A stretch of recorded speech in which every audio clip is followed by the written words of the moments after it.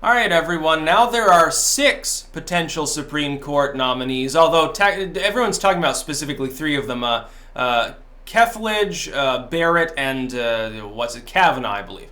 There are 3 others technically on the short list, but tale is told that Trump interviewed 6 people 7 times total, which means he's probably already chosen.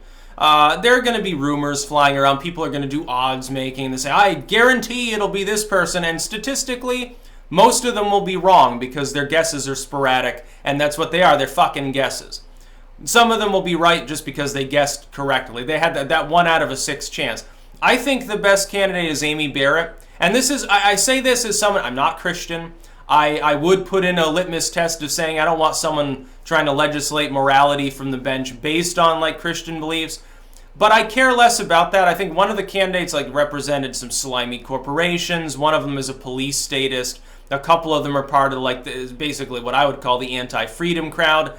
All of these people are qualified for the job. I just think some of them are more qualified than others, and some of them have more, what I would consider blots on their character. Also, attempting to appoint a female to the judge, the position of Supreme Court judge, probably would work better because some Democrats might be gulled into supporting her because basically, well, if I vote against her, it's going to look like the Democrats hate women or something. We could have 3 females it'd be historic, and so we have to vote to confirm. That could end up happening among some Democrats. So he could totally they would flip out. They'd be focusing on religiosity.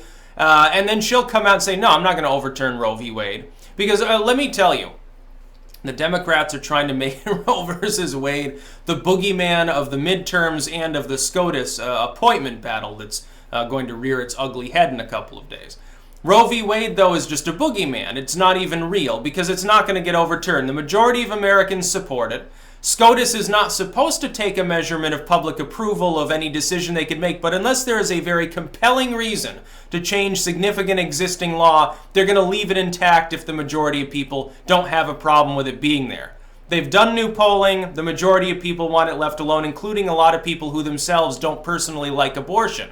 But they don't want Roe v. Wade gotten rid of because they're like, well, this is fucking, it sounds ridiculous to us. I think Amy Barrett is the best person for the job, religious beliefs aside, because I'm not seeing anything glaring other than maybe has religious beliefs that I would care about. And I don't care if a Supreme Court justice is religious anyway, so long as it doesn't interfere with their ability to govern based solely on the U.S. Constitution. Shouldn't use God. God is over in Israel, according to these people. Shouldn't be in the Supreme Court.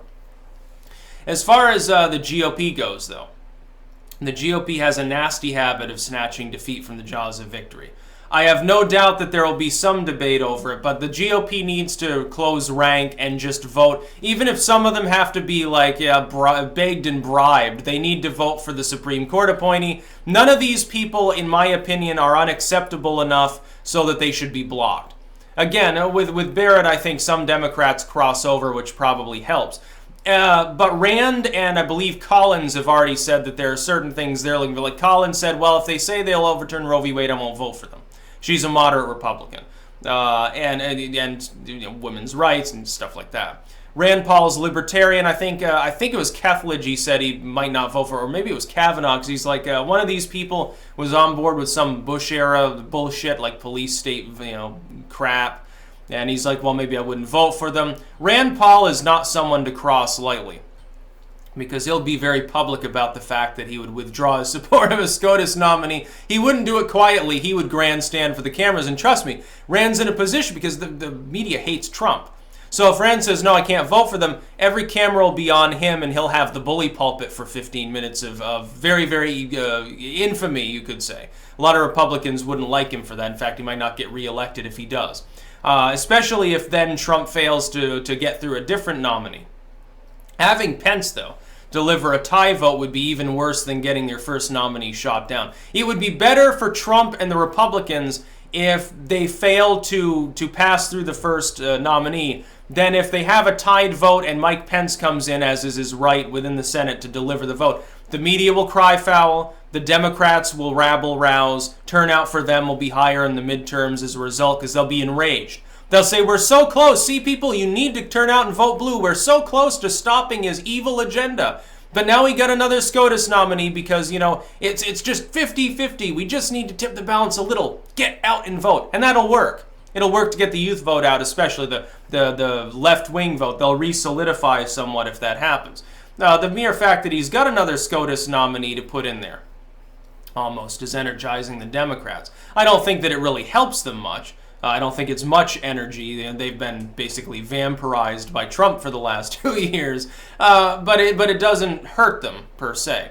Trump needs to choose carefully, and the GOP needs to carefully determine whether it's willing to stand on some minor ideological pretense to stand in the way of a SCOTUS nominee when they've got open season to have whoever they want, because there's no judicial filibuster anymore. The Democrats changed the rules years ago, 2013, in order to get, again, I believe Kagan put on there. They changed the rules so that there could be no discussion and debate. A simple majority passes through the Supreme Court nominee. Well, then the Republicans have a simple majority in the Senate. They can get their nominee. You know, to prevent obstruction, says Obama, the Senate must vote to change the rules. And they did, and you know, it was great for the Democrats at the time. And as many people predicted, correctly, now they're suffering for it. Because Trump's going to get at least a third judicial nominee, I think, in his first term. It probably sooner rather than later, Ginsburg will kick off. She's an old woman with multiple significant health issues. How much longer can she honestly last? She's likely to keel over at any given time. She's got a less than 50-50 chance in any given year of continuing above ground at this point in her life. She's 85. She's got a stent in her heart. Has had cancer twice. What the fuck can you say about her? She's not in great health. There are a couple of other justices now that are, you know, I believe pushing 80 as well. Now, according to their actuary tables. For Supreme Court justice, they live a lot longer than the general public, but 85 is pushing it. It doesn't matter what you are. 85 at that point, it's like any given year you could have a fall and develop significant amounts of Alzheimer's. I remember reading years ago, I think, about a study that they conducted, and they looked at Alzheimer's, and they found out that people who are more well-educated, they typically get dementia at lower rates or later in life, but when they do get it, it advances far more quickly. Whereas someone who's got less education, they're more likely to get it, but it's more slow to progress. I don't know. I can't remember exactly the name of the study, but I do remember reading about that, and it was interesting at the time. But the GOP needs to be really, really careful, because all 6 of these people can fill the position that Anthony Kennedy is vacating. As a result, they should vote to confirm. Even if a couple of them have to hold their nose a little bit, it's better than, you know, basically getting wiped out in the midterms because the Republican people are enraged at their own party. They'll start to be as mad at you as a lot of like the further left people are at the DNC. They're fucking so mad at Pelosi and Schumer and all these others for being inept and not knowing what they're doing. If the GOP then begins to look the same, it's going to be a problem for them. That's about all. Peace out.